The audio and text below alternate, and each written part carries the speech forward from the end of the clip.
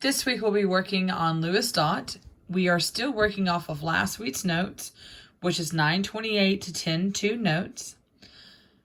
We're going to be doing some examples in class to get an understanding of what we're doing, and we're going to be using this PowerPoint that's available to you in your class activities folder, titled 928 Valence Electron Configuration Activity.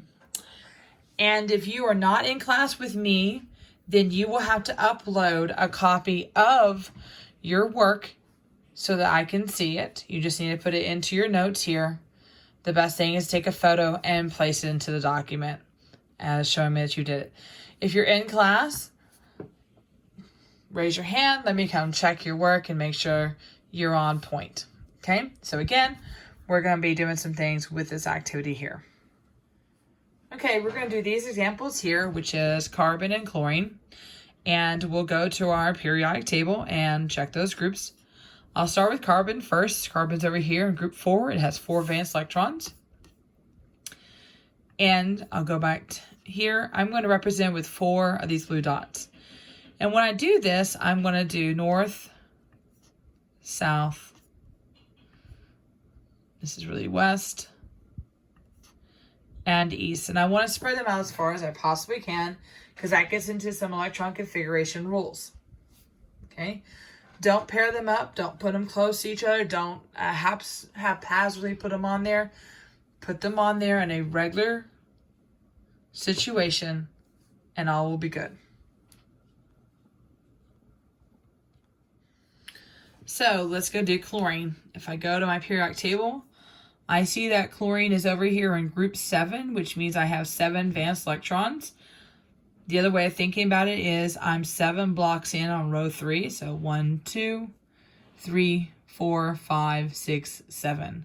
So I'm going to use 7 blue dots to represent chlorine. And again, I'm going to start north, south, west, east. That gives me 4. I need 3 more. So then I'm going to start doubling up. North, south. And the reason we do this is because electrons want to be as far apart from each other as possible. Okay? And that's why we're trying to spread them out as far as we possibly can. By using the symbol here, we're representing the nucleus and however many protons and neutrons that has. So let's look at this example here. Here I have sodium and chlorine. We just got through doing chlorine, so hopefully you remember that it has 7 valence electrons. So I'm going to go ahead and move my dots over here.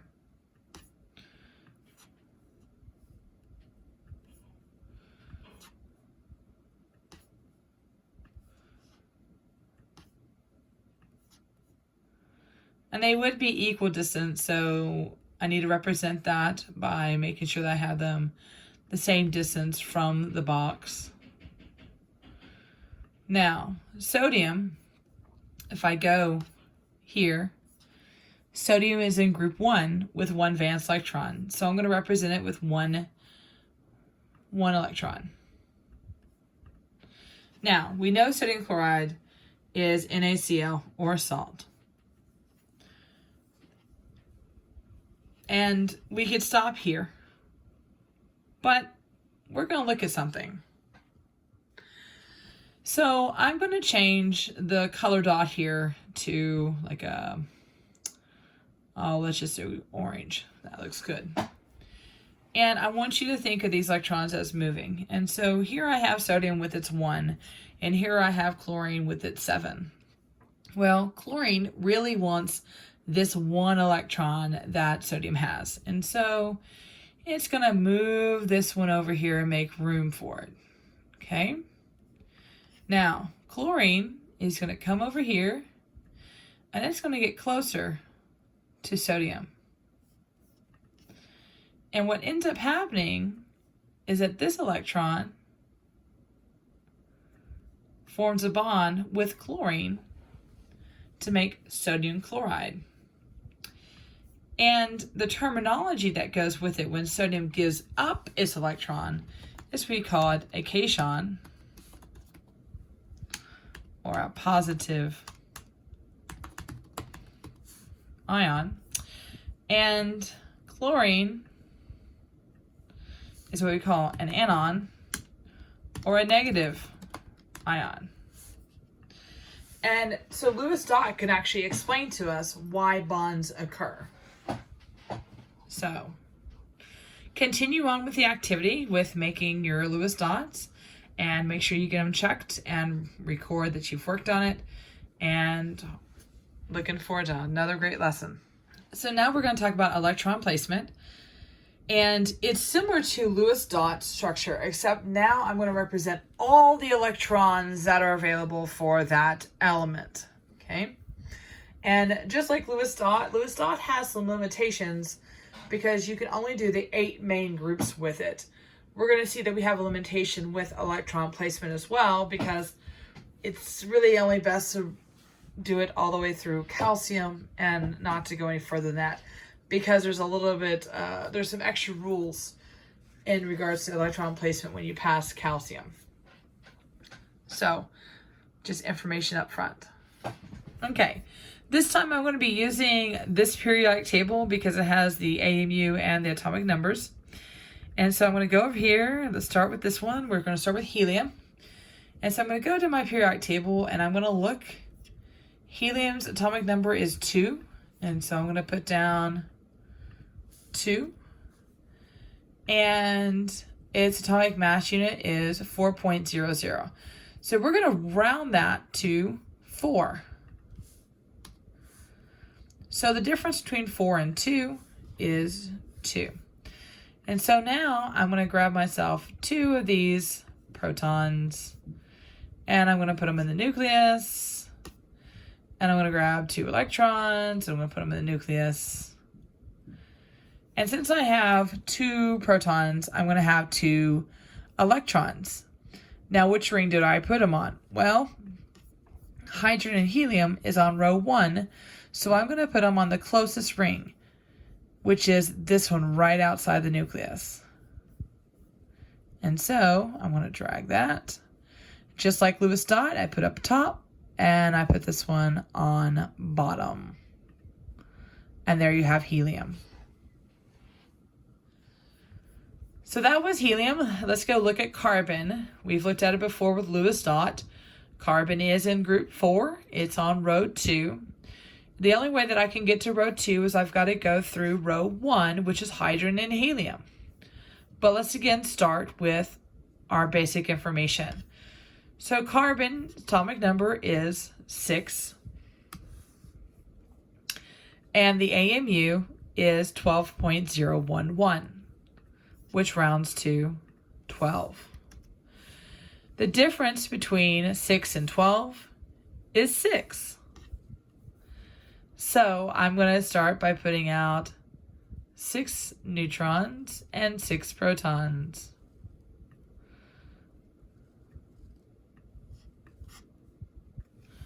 So 1, 2, 3, 4, 5, 6. And 1, 2, 3, 4, 5, 6. Now electrons. So like I said, we've got to go through row 1 first. So I'm going to have to put the hydrogen and the helium in first. So 2 electrons here on ring 1. And now, since my element is on row 2, I'm going to use my second ring.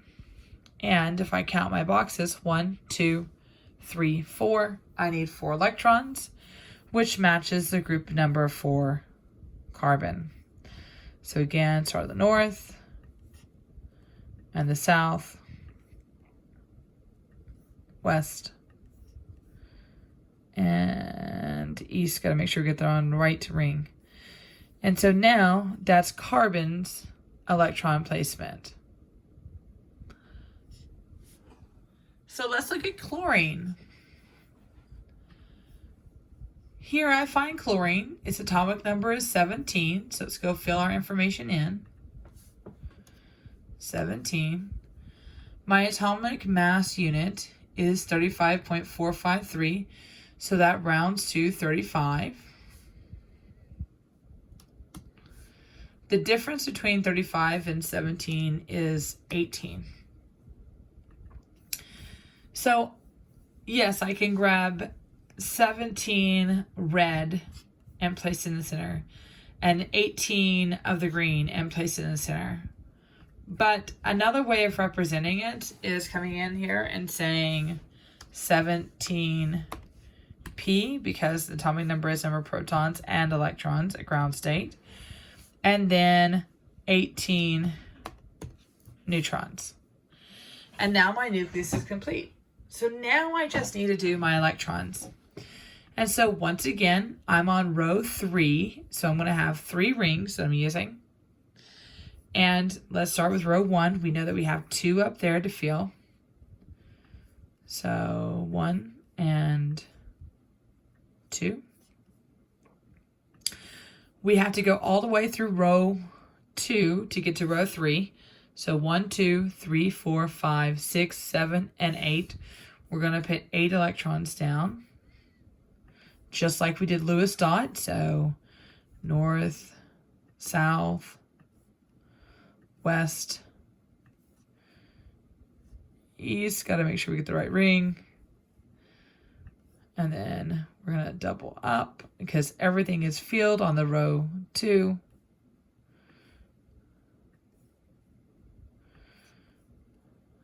And now let's go look at our last ring. Row 3, 1, 2, 3, 4, 5, 6, 7 in. So we need 7 valence electrons. 1, 2, 3, 4, 5, 6, and 7. So this is a placement for chlorine. So final thoughts on this.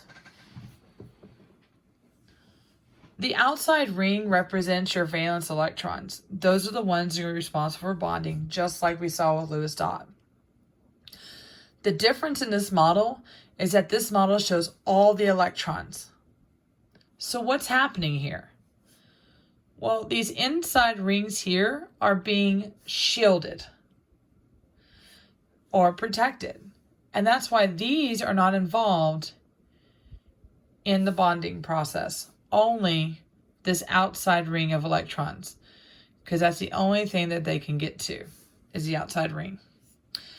Now, on your periodic table, we also looked at some trends where we pointed out that francium is your largest atomic radius, but fluorine over here is teeny tiny. That also has to do with this valence electron that we're looking at, because